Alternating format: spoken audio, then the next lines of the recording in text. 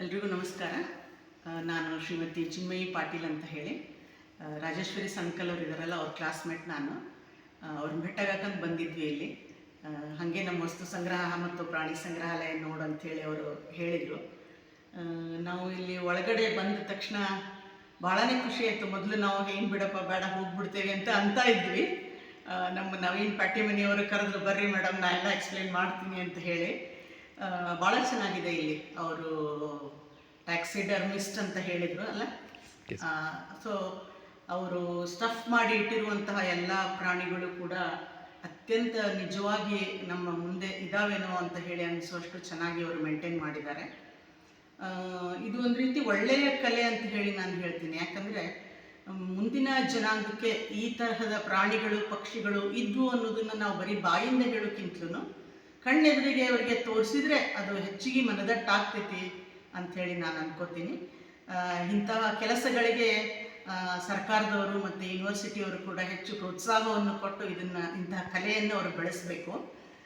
ನಮಗೆ ಕೂಡ ಎಷ್ಟು ಅಚ್ಚರಿ ಆಯಿತು ಅಂದರೆ, ಎಷ್ಟೊಂದು ಸಮುದ್ರದ ಪ್ರಾಣಿಗಳು, ಮೀನುಗಳು ಇರ್ಬೋದು, ಅವುಗಳನ್ನೆಲ್ಲ ಇಲ್ಲಿ ನಮಗೆ ನೋಡಲಿಕ್ಕೆ ಸಿಕ್ತು. ತುಂಬ ಖುಷಿಯಾಯಿತು.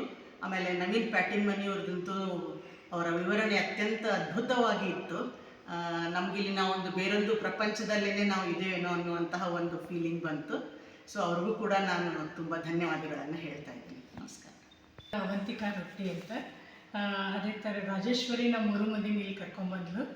ನಾವು ಝುವಾಲಜಿ ಬಗ್ಗೆ ಹೆಚ್ಚು ಗೊತ್ತಿಲ್ಲ, ಸೈನ್ಸ್ ಸ್ಟೂಡೆಂಟ್ ಆಗಿದ್ದರು, ನಾವು physical science students.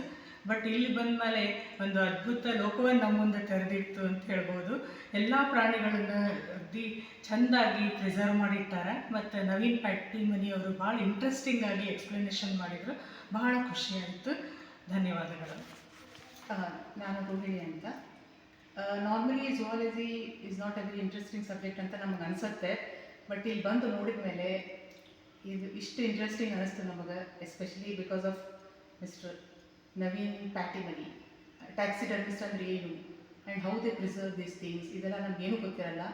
I think everybody should come and visit and understand what is taxidermism and what is how they preserve these things. It's very important.